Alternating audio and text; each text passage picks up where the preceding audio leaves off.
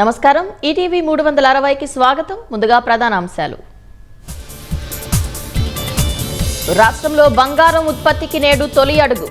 జొన్నగిరిలో కర్మాగారం ప్రారంభించనున్న సీఎం.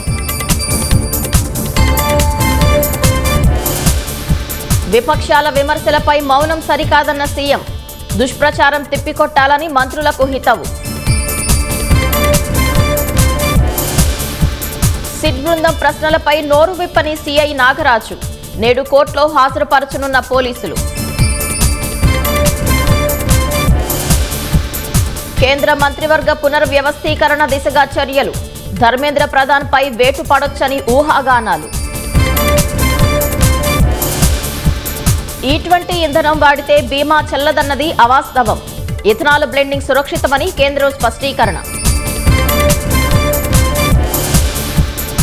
ప్రియుడితో కలిసి తల్లి, తండ్రి, చెల్లిని చంపిన యువతి. బెంగళూరులో ఘాతుకం, నిందితుల కోసం గాలింపు.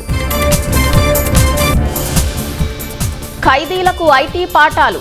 విశాఖలో కొత్త ఆలోచన, సొంత కాళ్లపై నిలబడేలా నైపుణ్య శిక్షణ.